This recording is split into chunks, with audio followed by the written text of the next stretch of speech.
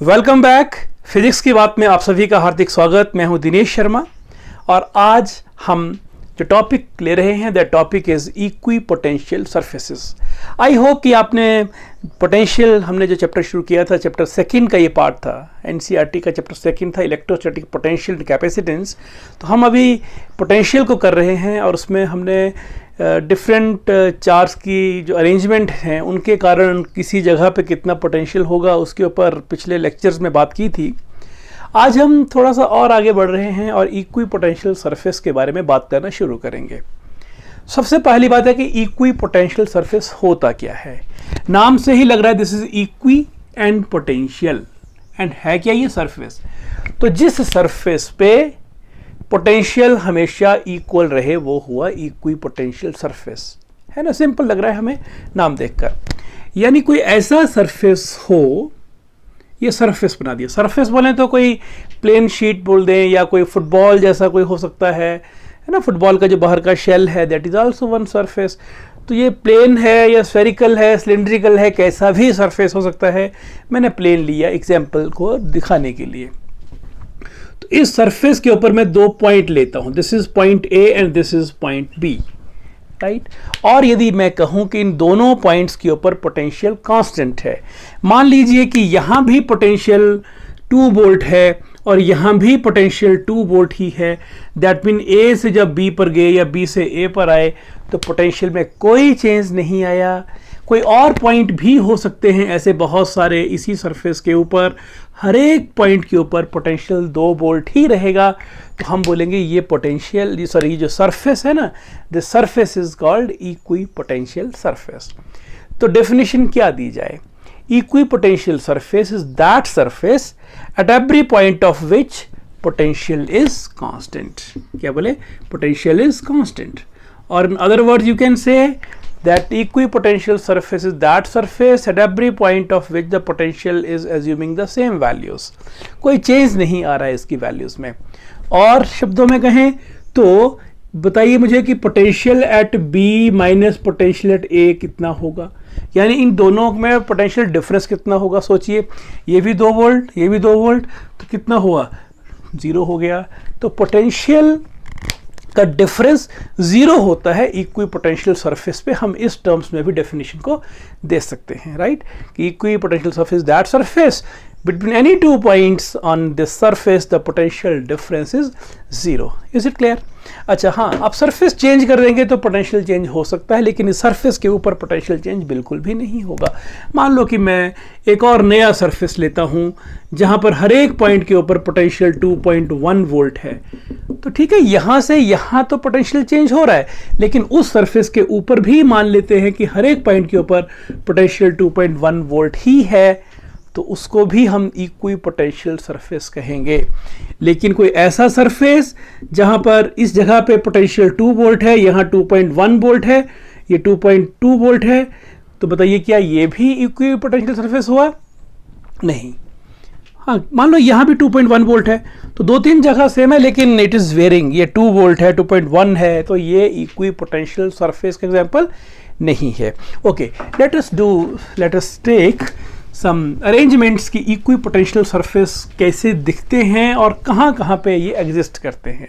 तो एग्जाम्पल पहले एक लेते हैं, फिर इसकी प्रॉपर्टीज पढ़ेंगे, फिर हम इसके और एग्जाम्पल्स भी ले लेंगे।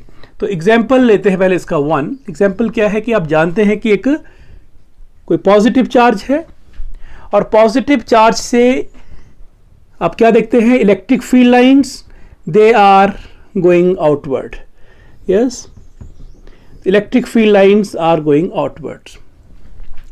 अब सोचिए कि पॉजिटिव चार्ज के कारण पोटेंशियल कितना होगा किसी इस पॉइंट के ऊपर। ये पॉइंट P है। क्या था formula, V is equal to K Q by R, is it, where k is 1/4 pi epsilon naught, so we can also say V is equal to 1/4 pi epsilon naught q by r। तो जब तक r constant है ना, क्या बोलेंगे हम, if r is constant तो V को भी क्या रहना है, कांस्टेंट रहना है। यानी मान लीजिए ये r लिया है आपने 4 सेंटीमीटर, तो जब इस पॉइंट चार्ज के यहाँ पर वो पॉइंट P है एंड डिस्टेंस इज 4 सेंटीमीटर, तो जब तक ये 4 सेंटीमीटर डिस्टेंस रहेगा वहाँ पोटेंशियल सेम रहेगा। तो बताइए कि मैं 4 सेंटीमीटर को यदि ऐसे ले जाऊँ, है ना, इधर इधर इधर, यदि एक स्फेयर बना दो 4 सेंटीमीटर का, तो उसके हर एक पॉइंट के ऊपर, उस स्फेयर के हर एक पॉइंट के ऊपर पोटेंशियल सेम होगा कि नहीं होगा, सोच के बताइए। यस, बिल्कुल सेम होगा। सेम क्यों होगा? क्योंकि स्फेयर का रेडियस कितना हुआ, वही r, वही 4 सेंटीमीटर। दैट मीन्स कि इस पॉइंट चार्ज के सराउंडिंग में उसको सेंटर पे मान लिया जाए, इस पॉइंट चार्ज को, और उसके सराउंडिंग में एक स्फेयर बना दिया जाए, तो उस स्फेयर के हर एक पॉइंट के ऊपर पोटेंशियल सेम होगा। अब मान लीजिए कि मैं इस 4 सेंटीमीटर जो रेडियस लिया था उसको मैं 5 कर देता हूँ या 6 कर देता हूँ, तो एक नया स्फेयर बन जाएगा और उसके भी हर एक पॉइंट के ऊपर क्या देखेंगे, पोटेंशियल सेम ही होगा, क्योंकि उस सरफेस के लिए हर एक जगह पे r सेम है। लाइंस तो खैर बाहर जा ही रही हैं, इनको आप एक्सटेंड कर सकते हैं, और ऐसे ही और भी हर एक r की कांस्टेंट वैल्यू के लिए आपको एक स्फेयर मिल जाएगा। All these are concentric spheres. कैसे स्फेयर्स हैं ये? दीज आर कॉन्सेंट्रिक, जिनका सेंटर एक ही जगह है, और वो सेंटर कहाँ पे है? जहाँ पे ये पॉइंट चार्ज था, सॉरी जहाँ पे सोर्स चार्ज था। Is it? तो क्या बोलेंगे एग्जाम्पल में, क्या लिख सकते हैं? That around any positive charge the equipotential surfaces are the concentric spheres having their center at the positive charge. And you can write there, because for point charge formula for potential is this. So when r is constant, potential has also to remain constant. So at this surface, मैं इसको S1 कहता हूँ, S2 कहता हूँ, S3 कहता हूँ, तो S1 एक इक्विपोटेंशियल सरफेस हुआ, S2 इसके अलावा एक दूसरा इक्विपोटेंशियल सरफेस हुआ, और S3 एक और हुआ। अच्छा, आपसे मैं एक प्रश्न पूछता हूँ, क्या S1 के हर एक पॉइंट के ऊपर पोटेंशियल सेम है कि नहीं? यस, सेम है। क्या S1 के हर एक पॉइंट के ऊपर पोटेंशियल डिफरेंस 0 है या नहीं? यस, 0 है।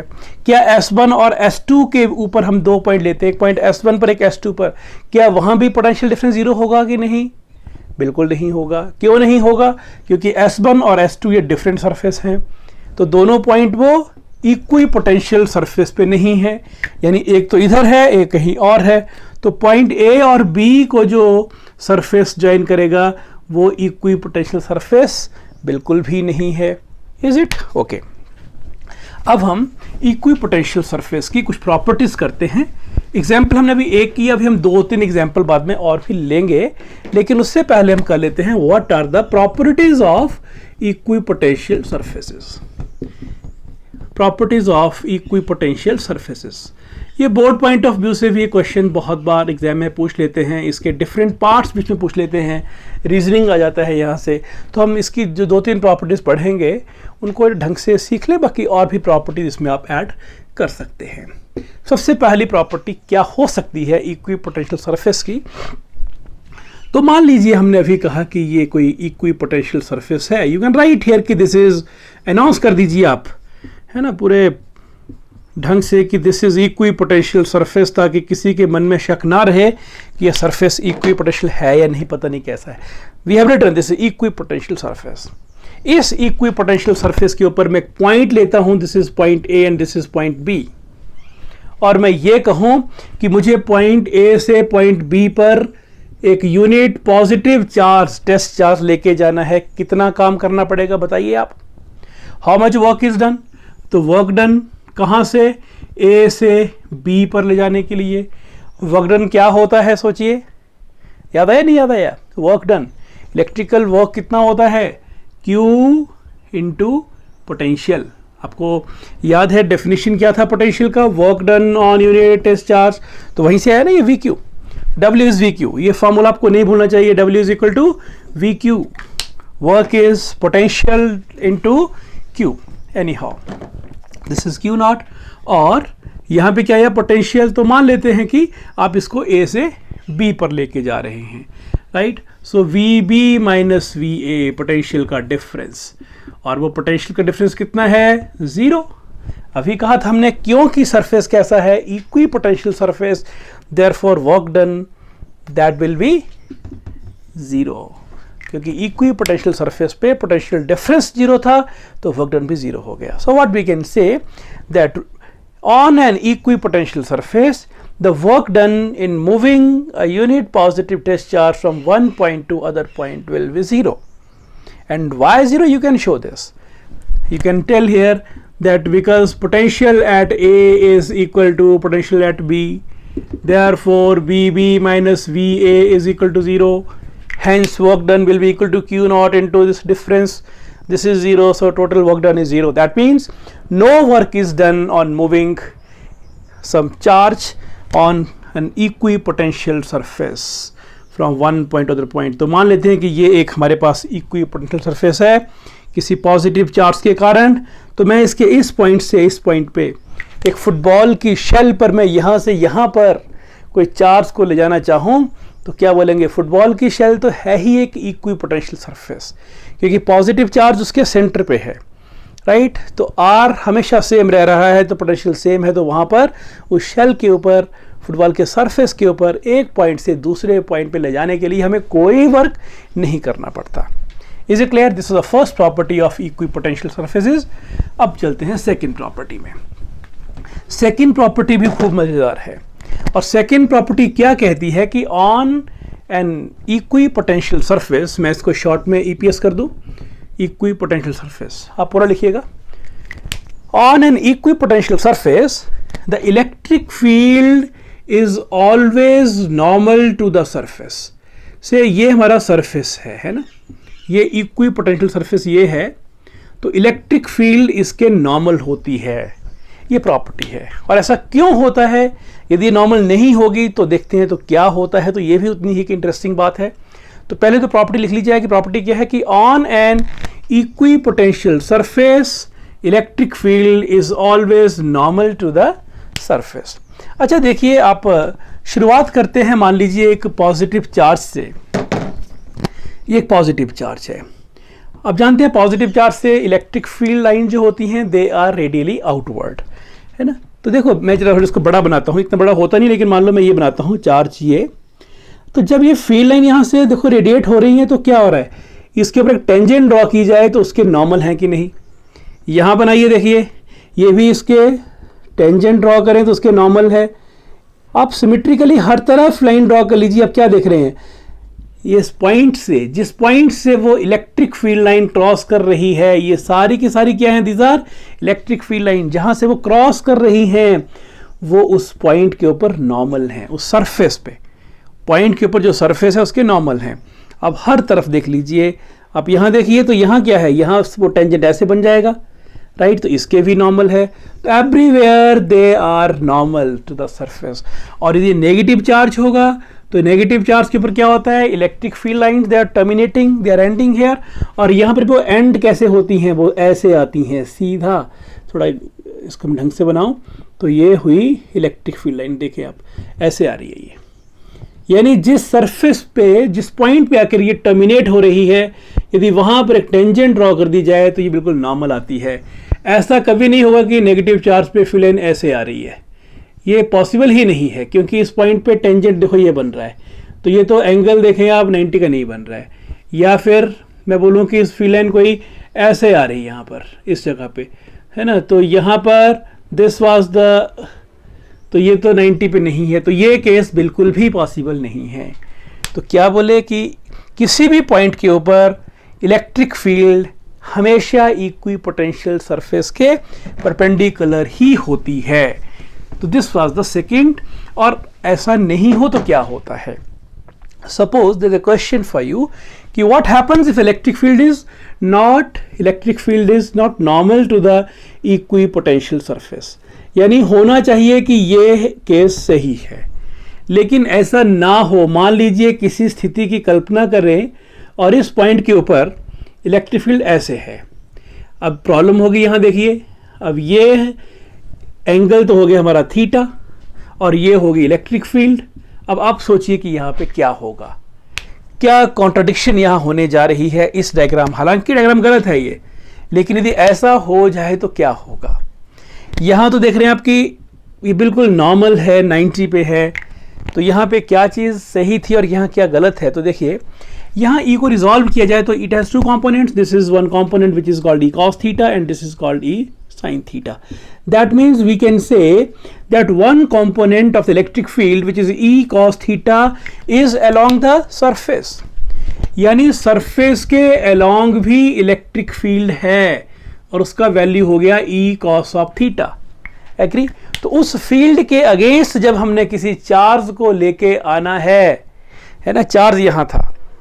अब देखिए बड़े ध्यान से बात है समझने वाली. मान लीजिए कि इस डस्टर का जो टॉप सरफेस है, this is equipotential surface. This surface, एक चार्ज यहाँ पर है और एक चार्ज यहाँ पर है, और इस सरफेस के अलॉन्ग कोई भी इलेक्ट्रिक फील्ड काम नहीं कर रही है. तभी तो हम इसको यहाँ ले जा रहे हैं, तो हमें वर्क नहीं करना पड़ रहा है ना, क्योंकि हमें रोकने वाला कोई नहीं है. यदि सरफेस के अलॉन्ग इलेक्ट्रिक फील्ड होती तो हम ला तो रहे हैं, कोशिश कर रहे हैं, लेकिन हमें कोई धक्का भी मार रहा है. तो यहाँ वही बात तो आ रही है. यहाँ पर इस सरफेस के along there is E cos theta component, तो उस कंपोनेंट के अगेंस्ट हमें काम करना पड़ेगा. That mean work has to be done in bringing one charge from unit positive charge from one point to other point in this on this surface. तो ये तो कॉन्ट्रडिक्शन हो गया. But we know that no work is done on an equipotential surface in shifting a charge. So this is a contradiction. तो इसीलिए ये possible ही नहीं है. यानी इलेक्ट्रिक फील्ड का कोई भी कंपोनेंट यहाँ पर नहीं हो सकता, और जब है ही नॉर्मल तो इसका तो नहीं कंपोनेंट कोई भी होगा इसके अलॉन्ग. तो कोई आपसे पूछा कि what is electric field along the surface? Zero. भाई इलेक्ट्रिक फील्ड जीरो है तभी तो हम वर्क नहीं कर पा रहे हैं. इलेक्ट्रिक फील्ड होते फिर तो वर्क करना पड़ेगा ना. So this was the second case that electric field is always normal to the equipotential surface. एक और प्रॉपर्टी लेते हैं, थर्ड प्रॉपर्टी. है तो खैर इजी वाली प्रॉपर्टी है, कोई बहुत मुश्किल प्रॉपर्टी नहीं है कि two equipotential surfaces can not intersect. क्यों? वही बात आ गई कि जो उनका प्लेन ऑफ इंटरसेक्शन होगा कोई भी, वहाँ पर क्या होगा, वहाँ पर इलेक्ट्रिक फील्ड की मल्टीपल डायरेक्शन बन जाएंगी. क्यों? कंडीशन क्या है कि वो इसके भी नॉर्मल होगा और इसके भी नॉर्मल होगा, है ना, विच इज़ नॉट पॉसिबल, क्योंकि electric field is always normal to potential. इस जगह पे मान लो पोटेंशियल कोई ऐसे भी कर रहा है तो उसके भी नॉर्मल होनी चाहिए. तो ये E1 और E2 ये तो कैसे पॉसिबल है? तो two equipotential surfaces can not intersect because that will give rise to two electric field at the same points, and this is never and never possible. This was one more property of equipotential surface. अब हम जरा इसके कुछ और example लेते हैं. तो properties भी कंप्लीट हुई, और भी आपके मन में प्रॉपर्टी है तो you can always add. Okay, let us write one example. Example is, अब मान लीजिए यूनिफॉर्म इलेक्ट्रिक फील्ड है. This is uniform electric field. आप सोचिए कि यहाँ पर इक्विपोटेंशियल सरफेस कैसे बनेंगे. सोचिए जरा. This is uniform electric field in some region. So यहाँ पर इक्विपोटेंशियल सरफेस कैसे होंगे? कॉमन सी बात है कि फील्ड के कैसे होंगे? परपेंडिकुलर. सो वी कैन से ये सरफेस कैसा है, मान लो इसका मैं ओनली ब्लैक पार्ट देखिए, बाकी छोड़िए ब्लैक पार्ट. ये भी this is one equipotential surface, ये एक और, ये और, ये और, ये और. So that means there can be infinite equipotential surface and every equipotential surface is normal to the electric field. So this is the case when the electric field is uniform.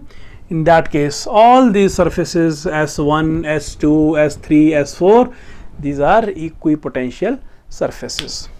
हाँ, इनकी स्पेसिंग की बात करें तो we can do some more discussion on that. तो ये example clear हो गया. ओके, तो एक प्रॉपर्टी हम और ऐड कर लेंगे. So this property is that E is equal to minus dV by dr. You know it well. This is electric field is negative potential gradient. मान लीजिए मेरे पास एक सरफेस ये है और एक सरफेस और है उसके बिल्कुल पड़ोस में ही, और इन दोनों के बीच में यहाँ पोटेंशियल V और यहाँ पर V प्लस dB, तो इनके बीच में potential difference is dB, right. तो कितना नज़दीक होंगे ये? क्वेश्चन ये है कि ये dr को हम लिंक करने जा रहे हैं इस dV के साथ. इलेक्ट्रिक फील्ड तो ठीक है कि this is normal to both, है ना. ये तो देखिए रहा आपको इलेक्ट्रिक फील्ड तो it is normal to both, right. तो यहाँ पे dr कितना हो जाएगा? dr is equal to minus dV by E. ध्यान दे बात, यहाँ पे dV जीरो नहीं है क्योंकि dV जीरो कहाँ पे होता है? On the same surface. लेकिन हम तो दो सरफेस की बात कर रहे हैं कि उनके बीच में स्पेसिंग कितना आने वाला है. दो सरफेसेस के बीच में स्पेसिंग कितना होगा, हम बात उसकी कर रहे हैं। क्या दो इक्वी पोटेंशियल सरफेस क्लोज होंगे, दूर होंगे, तो वो हम थोड़ा सा आइडिया उसकी लेने की कोशिश कर रहे हैं। और यहाँ से फिर हम एक दो और एग्जांपल्स को डालने की कोशिश करेंगे अपनी लिस्ट में। लेकिन क्या आप ऐसा कह सकते हैं कि d r is inversely proportional to E? Yes, यानी E is inversely proportional to dr और dr is inversely proportional to E. What does it mean? जहाँ पे फील्ड स्ट्रांग होगी वहाँ डिस्टेंस कम होगी, E is more. तो क्या बोले, जहाँ पर इलेक्ट्रिक फील्ड स्ट्रांग होगी, स्ट्रांग फील्ड मतलब डिस्टेंस कैसा रहेगा, डिस्टेंस इज लेस, तो R is less, that means they are closer. Equi potential surfaces क्या होंगे, क्लोज होंगे। यानी मान लो कि इक्वी पोटेंशियल सरफेस काफ़ी क्लोज है, समझ है कि वहाँ पर काफ़ी क्लोज बने, कम डिस्टेंस है, तो इलेक्ट्रिक फील्ड काफ़ी ज़्यादा है वहाँ पर। इसकी दूसरी बात करते हैं कि मान लीजिए इलेक्ट्रिक फील्ड काफ़ी कम है, इलेक्ट्रिक फील्ड बहुत ही कम है, तो ये कम तो ये ज़्यादा हो जाएगा, तो स्पेसिंग ज़्यादा हो जाएगी। दैट मीन सरफेसेस के बीच में स्पेसिंग ज़्यादा है, तो समझ जाओ कि यहाँ ई में दम नहीं है, यहाँ पर इलेक्ट्रिक फील्ड थोड़ी सी वीक है। Is it clear? तो इलेक्ट्रिक फील्ड की स्ट्रेंथ को भी दिखाता है इक्वी पोटेंशियल सरफेस, और ये इसका फिजिकल सिग्निफिकेंस भी है। इसकी बात हम बाद में करते हैं। फिलहाल क्या लिखा हमने कि इलेक्ट्रिक फील्ड को ये जो रिलेशन है वहाँ से हमने इनकी स्पेसिंग के हिसाब से इलेक्ट्रिक फील्ड की स्ट्रेंथ की बात कर रहे हैं। एग्जाम्पल लेते हैं तो आपको ज़रा ज़्यादा क्लैरिटी होगी। मान लीजिए कि मैं एक आपको चैलेंज देता हूँ कि you draw the equipotential surfaces for a dipole. Dipole में मान लीजिए ये नेगेटिव है और ये पॉजिटिव है। अब बनाइए कि इसके इक्वी पोटेंशियल सरफेस कैसे बनेंगे। ये तो पता हमें कि जो माइनस चार्ज होगा ये भी चार्ज, बोथ आर चार्जेस, तो ये तो स्फेयर बनेंगे और बाद में वो स्फेयर जो होंगे वो मर्ज भी हो जाएंगे बाद में जाकर। लेकिन पहले यहाँ पर बनाया जाए तो बीच वाले पार्ट में और इन दोनों में डिसाइड ये करना कि कहाँ पे फील्ड स्ट्रांग और कहाँ पे फील्ड वीक। आप कर रहे हैं कुछ, तो मैंने आइडिया दिया, सोचिए इससे और करिए जरा। You can pause the video here and you can draw the surfaces and then you can come back to the screen कि हम यहाँ पे क्या कर रहे हैं। So you please try. Okay, I hope you have not tried. देखते हैं तो ये सरफेस तो कैसे बनेंगे। तो let me draw this one surface here, this one surface here, and अभी इनके बीच में कोई इंट्रैक्शन नहीं है, तो ये बिल्कुल प्रॉपर बने। और यहाँ पे फील्ड स्ट्रांग है और यहाँ फील्ड वीक है, तो थोड़ा सा अब जब आगे बनाएंगे तो क्या देख रहे हैं आप, इनवर्ड स्पेसिंग थोड़ी सी कम है थोड़ा, और आउटवर्ड स्पेसिंग थोड़ी सी ज़्यादा है, राइट। ये देखिए, ये इनवर्ड रीजन जो अंदर की तरफ रीजन है वहाँ स्पेसिंग कम है, आउटवर्ड रीजन में स्पेसिंग ज़्यादा बन रही है। इसका मतलब हुआ कि हमें यहीं से आइडिया हो रहा है कि ये स्ट्रॉन्ग फील्ड का रीजन है और ये वीक फील्ड का रीजन है। सेम कुछ ऐसे ही यहाँ पे बन जाएगा। तो यहाँ पर भी जैसे ही आप इंट्रैक्शन को महसूस करना शुरू करेंगे, यानी स्ट्रॉन्ग फील्ड होगी, तो विजिबल डिफरेंस दिख जाता है इक्वी पोटेंशियल सरफेसेस के। ये देखिए, is it clear? So what you can see, this is the reason of strong field and this is the reason of this weak field, और ये भी weak field है। So this is how we can draw. Okay, one more challenge for you. You draw the same equipotential surfaces for both the charges identical. करेंगे और सोचिए इसमें क्या change आएगा आप। और देखिए बाद में तो खैर सरफेस ये मर्ज हो जाएंगे ना, ये तो इसमें तो खैर ऐसे बन जाएगा, राइट। ओके, तो I have given a challenge to you. You take both of this charges now identical. ड्रॉ करिए और स्क्रीन फिर पॉज कर दीजिए और फिर ड्रॉ करिए और वापिस आइए और देखो आपने क्या बनाया है और क्या बनना चाहिए था। This is one positive charge, this is another positive charge, और आप जानते हैं कि ये दोनों एक दूसरे के ऊपर लेटरल प्रेशर फील करते हैं। आप देखा है आपने जब फील्ड लाइन बनाई थी आपने, कैसे यहाँ से फील्ड लाइंस, कुछ याद आया? तो जब इनमें लेटरल प्रेशर बना तो इस रीजन में देयर इज वीक फील्ड और यहाँ पे स्ट्रॉन्ग फील्ड है, तो विद इन द रीजन में वीक फील्ड है। तो how the equipotential surfaces will be drawn. तो मैं एक काम करता हूँ कि पहला इक्वी पोटेंशियल सरफेस एक सिमेट्रिक स्फीयर बना देता हूँ। This is symmetric sphere, r is constant. एक और दूसरा भी ऐसा बना लीजिए और फिर थोड़ा सा डिफरेंस को दिखाना शुरू करते हैं ताकि हमें क्लियर पता लग जाए कि कहाँ पे फील्ड ज़्यादा कहाँ पे कम। तो यहाँ पर फील्ड कैसी है, वीक फील्ड है, यहाँ स्ट्रॉन्ग फील्ड है। तो वीक फील्ड में ये दूर दूर बनेंगे और स्ट्रॉन्ग फील्ड में ये बिल्कुल नज़दीक बनेंगे। आप देख रहे हैं यहाँ पे काफ़ी नज़दीक बन रहे हैं, यहाँ पे दूर बन रहे हैं। तो यहाँ फिर से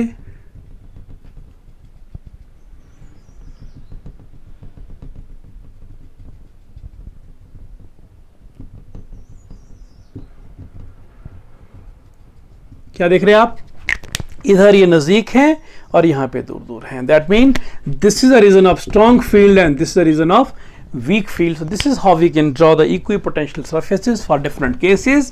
तो हमने आज एग्जाम्पल कितने 4 कर लिए। Number 1 we did for the point charge, number 2 we did for the uniform electric field, we did for the dipole, negative positive। Dipole का किया आपने, डाइपोल में बीच के फील्ड में फील्ड स्ट्रांग थी तो यहाँ क्लोज थे, यहाँ दूर थे बाहर। और फिर हमने किया चौथा आइडेंटिकल चार्जेस। तो identical charges you can also take negative charge, वहाँ पर भी ऐसा ही बन जाएगा। तो this is all regarding the examples. और स्पेसिंग की बात की हमने, अब हम बात कर लेते हैं what is the physical significance of equipotential surfaces. तो ये भी एग्जामिनेशन पॉइंट ऑफ व्यू से है कि what is the physical significance of equipotential surfaces.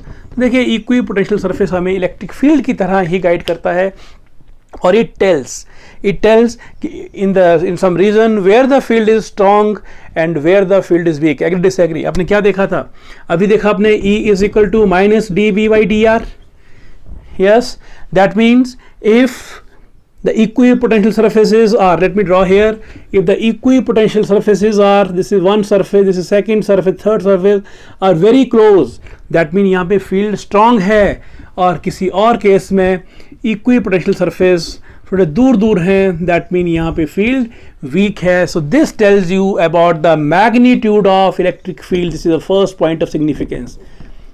Equipotential surface gives you an idea that in some region of space, in some region or space where the electric field is strong or where the electric field is weak, and we can see that by using this relation, that the less spacing mean strong electric field, more spacing mean less electric field, and that gives you the magnitude of E, right? And second point of significance, it also gives you direction of electric field and how it guides you regarding direction of electric field. If you know the location of some equipotential surface, like this is the equipotential surface, at this point this is the direction of electric field, at this point, that means electric field as it is always normal to the equipotential surface. If the equipotential surface is here, electric field is along this direction. If the equipotential surface is here, electric field is in this direction. That means electric field is always normal to equipotential surface. Hence the location of equipotential surface gives us an idea that where the electric field is pointing towards. Is it? So what are equipotential surfaces? What are the properties? Where do they exist? What is the physical significance? ये हमारे आज के points थे। I hope idea is clear. तो आगे हम चलेंगे next topic में पोटेंशियल एनर्जी में। उससे पहले मैं एक आपके साथ ग्राफ डिस्कस करना चाहूँगा। एक बच्चे ने थ्रू मेल एक ग्राफ भेजा था और उस ग्राफ को मैं यहीं से डिस्कस कर दूँ। ग्राफ क्या था, पिछले वीडियो लेक्चर के बारे में ग्राफ था वो। क्वेश्चन क्या था कि suppose we are having non conducting insulating sphere, right. तो उसमें जब बाहर से अंदर आएंगे या अंदर से बाहर जाएंगे, this is this point or this point or this point, I'm taking 3 points, point A, B and C. So how the potential will vary? What is the graph between potential and this distance for this case? Okay, आपको पता है कि जब ये C या B point पे था तो दिस एक्टिंग है कि सारा चार्ज यहाँ पे है, लेकिन अंदर हमने वो एक इसका ड्राइव किया था फार्मूला, राइट। तो उस फार्मूला को देखें तो सबसे पहले तो लेट मी से कि ये इसका सरफेस है, दिस इज सरफेस। तो सरफेस के बाहर तो कोई इशू नहीं था, ये तो आपको क्लियर है कि सरफेस के बाहर तो वेरिएशन ऐसे ही होता है। ये हमारा हो गया R is equal to R। Problem क्या है कि this is non conducting charged sphere, this is non conducting charged sphere at every point of which charge is there. तो इसमें ऑब्वियसली आप यदि अंदर आएंगे तो यहाँ पर तो यहाँ तो पोटेंशियल कांस्टेंट नहीं होगा ना। शेल के विद इन तो पोटेंशियल कांस्टेंट होता था, लेकिन यहाँ तो कांस्टेंट नहीं है। शेल में क्या था कि electric field is zero and potential is constant. ये बात हुई शेल की, स्फेरिकल शेल। लेकिन यहाँ तो अंदर चार्जेस भरे हैं, तो इलेक्ट्रिक फील्ड भी है और पोटेंशियल भी है। इलेक्ट्रिक फील्ड भी चेंज कर रही है एंड पोटेंशियल भी चेंज कर रहा है। तो ग्राफ ये कैसा बनेगा, ये देखिए, ये कुछ इस तरह वेरी करेगा, ये ग्राफ ऐसा बन जाएगा। तो यहाँ पे 3 रीजन बनते हैं। This is the inward when r is less than r, ये हुआ r is equal to r, और यहाँ पर हुआ r is more than r। So this should be the shape of the graph. तो मुझे जो ग्राफ भेजा था बिल्कुल वो ठीक था, थोड़ा उसमें डिस्टॉर्शन था, लेकिन I hope idea is clear to you. So मिलते हैं नेक्स्ट वीडियो में पोटेंशियल एनर्जी के साथ। के मन में कोई डाउट हो तो आप उनको मेल भी कर सकते हैं। Mail ID is already given in the video. This is physics की बात @gmail.com।